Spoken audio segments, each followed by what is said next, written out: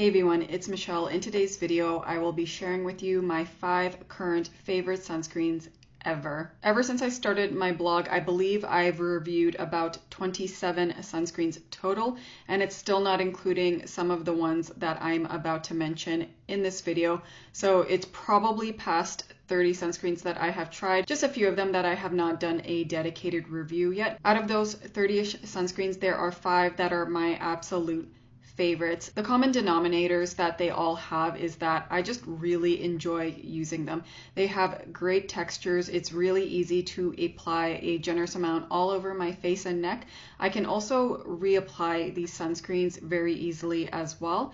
And actually a few of them are repurchases. Some of them are new, but I either have a backup of or I plan on repurchasing in the future. So having said that, let's get started with this video. The first one being the newer one to my collection. That is the Biore UV Aqua Rich Watery Essence SPF 50 Plus PA 4 Plus. I featured this in my last video. It was a get ready with me spring skincare and makeup, and this was the SPF that I chose to use that day. This is a sunscreen that's from Japan. It has an SPF 50 Plus PA 4 Plus like I mentioned, and it contains all organic UV filters. Most of them are the more photostable UV filters. It uses octinoxate, Uvinol T150, Uvinol A+, and Tinasorb S. This is water resistant for up to 80 minutes, and this also does contain fragrance and alcohol. If you watched my previous video, I did pick up a fragrance to it, which was a mix of the alcohol and whatever fragrance they included in it. However, I find it fades rather quickly. It's not something that is super overpowering and lingers for a long time. Texture-wise, this has a really lovely gel consistency, which is why it's so easy to apply a generous amount of this all over my face and neck. I've been using this sunscreen every other day since I opened it. It just feels really nice on the skin. It leaves a slight moisturizing film. It has not stung my eyes, and it has also not dried out my skin. The finish of this sunscreen also has a type of pearlescent glow to it. It reminded me of the Can Make Mermaid Gel UV sunscreen. However, with that one, it has quite an intense sheen to it, whereas the Biore one, I find it a lot more subdued. I know there are a handful of people that love this sunscreen. One of my friends who has very dry skin loves this as well. I could definitely see why. Totally get the hype because I love it too, and I have to say it's my new favorite Japanese sunscreen. It actually does beat the Can Make one. For those of you that are new to my channel, I reviewed the Can Make one back in 2018. I just love how it is also cosmetically elegant to use. This is great under makeup. It really soothes my skin. This has pretty much been my holy grail Japanese sunscreen for the longest time. Again, I first used this in 2018 and it's still ongoing in my sunscreen rotation. But I have to say, Biore is knocking it a little bit out of the park because I do find with the Can Make one, there is a slight tone-up effect to it because it does have mineral filters in it. Also, like I just mentioned, the mermaid sheen is a bit stronger with the Can Make one. This one is a bit more subdued. I also find this one a bit more moisturizing than the Can Make one. The Can Make one also sometimes dried out my skin, pilled a little bit, whereas the Biore one does none of those things. Again, I totally get the hype of this sunscreen. I'm definitely going to be repurchasing it, and I believe they have a larger bottle, which I will most definitely be getting. My next favorite sunscreen should come as no surprise. It is the DRMTLGY Universal Tinted Moisturizer SPF 46. This is a hybrid sunscreen, so it has both mineral and organic filters. It contains 12% zinc oxide and 7.5% octinoxate. This is an American sunscreen, and it's also my second bottle. I did a full review of this sunscreen on my channel. I'll leave a link to that up in the cards as well as in the description box down below if you're interested in checking it out. This sunscreen is one of the best hybrid sunscreens I have ever used. I usually am partial to hybrid sunscreens just because it's less likely to produce a cast. But what's really nice about this is that it doesn't look like there's anything on my skin. This truly acts like a tinted moisturizer. Usually with some tinted sunscreens, there is still some type of a cast. It may not be a white cast, but there is definitely something there. This one does not have that at all. This sunscreen isn't fussy at all. I don't need to apply separate layers in order to get the tint to adapt to my skin tone as quick as possible. I can just apply the sunscreen all in one go and I have zero issues. This sunscreen has a lotion-y texture to it, but I do find it rather emollient. This sunscreen does give the finish as if I just applied a moisturizer. As for the tint, I don't find there is a significant amount of coverage. Maybe a little bit, but definitely not enough to fully cancel out any redness. It just adds a little bit of color to my skin. It makes my face a little bit more cohesive with my neck because my face is lighter than the rest of my body. The tint is also on the warmer side, but I find I can get away with it, especially at this time of year. The finish of this on my skin is quite glowy. I believe there are some shimmering particles in this formula, but just like the Biore one, which I forgot to mention, I find it doesn't emphasize any texture on my skin. The way this sits on my skin is really on the surface.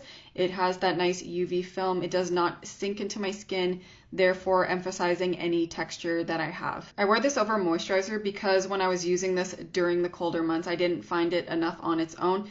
The weather is somewhat getting warmer. It did snow the other day. Like, I'm over it, but it did snow, so I'm just waiting for the weather to be consistently over 28 degrees Celsius and a little bit more humid so I could try wearing this on its own. I'll try to remember to update the description box down below once I have tried this as a moisturizing SPF.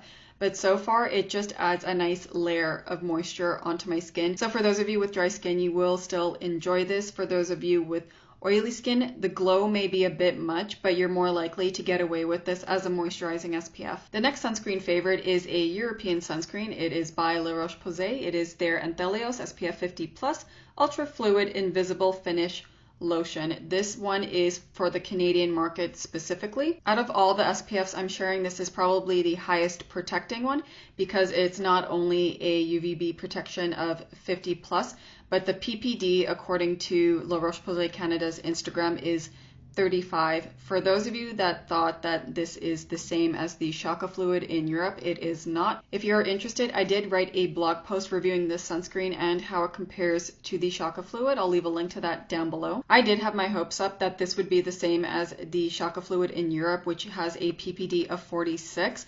But alas, it is not, because a couple of the filters are different, and that includes one of the major UVA filters. Again, if you're interested in that, link down below if you want to read more about it. So this is an all-organic sunscreen. It contains a mix of the more traditional UV filters as well as the newer photostable ones. It has 7% Mexerol XL, 5% Tinasorb S, 5% Octisalate, 5% Octocrylene, 3% Avobenzone, 2% homosalate, and 0.5% ensilazole. This is water resistant for up to 80 minutes. It also does have alcohol in the formula. You kind of smell it when you apply this sunscreen, but like the Biore one, it does go away. It's not something that's overpowering and lingers for a long time. As the name suggests, this has a fluid consistency, which makes it super easy to apply all over the face and neck. This, I have never experienced it stinging my eyes either, so that is a win in my books as someone with sensitive eyes.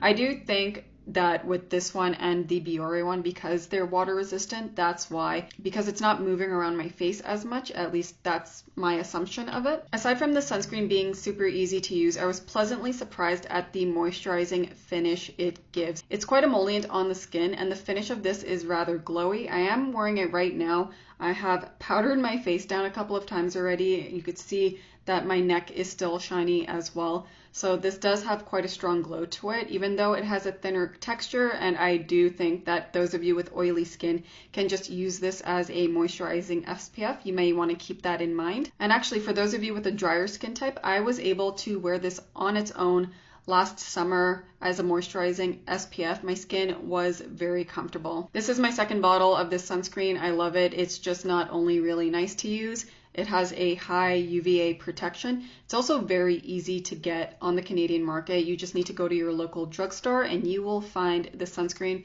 unless it's sold out, but still you will find this sunscreen. I think it's a really good choice for those of us in Canada. If you are in the US, I don't think you can get this sunscreen, but you do have La Roche-Posay sunscreens with Mexerol in it, so you should have some high UVA protecting sunscreen options available at your local drugstore as well. Moving on to the fourth favorite sunscreen, that is the Colorescience Total Eye 3-in-1 Renewal Therapy. Broad Spectrum SPF 35 PA3+. This is also an American brand. This is an all mineral tinted sunscreen. I believe it comes in a variety of shades. I picked up the shade medium, which is a peach color. For the percentage of actives, this contains 7.9% titanium dioxide and 6.7% zinc oxide. For those of you that have very sensitive eyes like myself, this is it. Usually for those of us with sensitive eyes, it's always recommended to use a mineral sunscreen around the eye area. Most of the time, the issue with that is that there will look like there's a bit of a cast around your eye area. With the Colorescience one, provided you get the correct tint for your skin tone, it blends really nicely. I am actually wearing this right now alongside the La Roche-Posay one. The texture of this one is like a cream, but when you blend it out around your eye area, it's very thin. Colorescience recommends using half a pump on your eye area. What I do personally is just apply 3 separate thin layers all over the lower and upper part of my eye area. I find the sunscreen blends the best that way. It allows the tint to adapt to your skin tone a lot better. I also find the finish to be less cakey. Sometimes when you apply too much, there's a bit of buildup of product, whereas with the method that I use, it's just really nice and smooth. I am wearing this eye SPF under my eyes right now, and as you can see, it looks super natural. You can't even tell that I'm wearing anything. It does not look like makeup. I do notice in the mirror my under eyes look slightly brighter. There isn't necessarily a lot of coverage. It's very light coverage, but I also don't have issues with my under eye area, so for me that type of coverage is perfect, especially because I don't wear a lot of foundation to begin with to just kind of even everything out. Another thing I like about this is that it is self-setting, so I don't need to go in with powder to kind of mattify the area to make it look less shiny. It kind of just does that on its own, and it is not drying. It's not the most moisturizing finish, but because it's not drying, that's why I still like it around my eye area. I do have double eyelids, so I do find it a bit of a hit and miss with how it sets on the eyelid and whether or not it creases, but if I do give it a bit more time, I usually don't have problems with any creasing on my lid. I bought this during the Black Friday sales event off Skin Store last year. I believe it was 30% off, and I purchased a backup of this as well. Although this is the most expensive sunscreen out of all the ones that I'm mentioning today, I do think it's worth it just because of the amount that I use and in such a small area as well. It is really nice for reapplication. I don't find this makes my under eyes look cakey when I reapply. It doesn't sting my eyes, which is why we want something like this in the first place. This adds a subtle amount of color correctness, which is suitable for my personal makeup aesthetic. And also I use a proper amount for myself and what my eye area needs. So having said that, even though it's expensive, I don't have to go on a hunt anymore for a sunscreen that's going to be okay for my eye area and entire face. I could just use this on its own and it's going to work for my skin and makeup needs, no problem. All right, for the 5th and final sunscreen favorite, we have a spray, and that is the Seriously Fab Zinc It Over Fine and Sheer Sunscreen Facial Mist. This is an American sunscreen. It contains all mineral filters. It says non-nano zinc oxide at 5%, and like the bottle says, there is no fragrance in this formula. There is no alcohol as well. Typically, I like using sunscreens that are a higher SPF, even higher than SPF of 30. But the reason I let it slide for this one is because I strictly use it for reapplication. If I'm going to be using a sunscreen as a base, it definitely has to be higher like the ones I just mentioned. This is actually my second bottle of this sunscreen. The first one that I used was a travel size. I kept the bottle of this one, so if I actually go out anywhere and I need to put this in my purse, I will transfer some of this into this one. The main reason why I like this spray SPF, aside from the fact that it's really easy to apply over my makeup, is that it's very gentle and I find it does add a slight bit of moisture. The spray itself isn't a super fine mist, but it's still light particles that are distributing pretty evenly all over your face. It's not the kind that just kind of jolts into one area. I have tried this when I was wearing a medium coverage foundation and it did not compromise the wear at all. It also didn't make my foundation look funny. It just made my skin look a bit more moisturized. When I do spray it, there are some white droplets here or there, but they're super easy to blend out, and again, it does not compromise any foundation that I was wearing. Because this one is all mineral, I could apply this all over my face and neck without issue. The one other spray that I have tried, which is all organic, it's the Neutrogena one. It does sting my eyes and I do have to cover it like this. For this one, I could just freely go around my face without concern. I didn't do a clip away of me applying this. I actually wanted to apply it now while I was filming this video. So right now I am wearing a bit of concealer in the center of my face. As you can see, I have some blue eyeshadow on, got some brows, powder, blush, lip, and just a little bit of like a bronzer on. So I'm going to be spraying a generous amount of this all over my face, neck, and chest area. So it says on the bottle to shake vigorously to activate the formula, and you want to spray 9 to 10 inches away.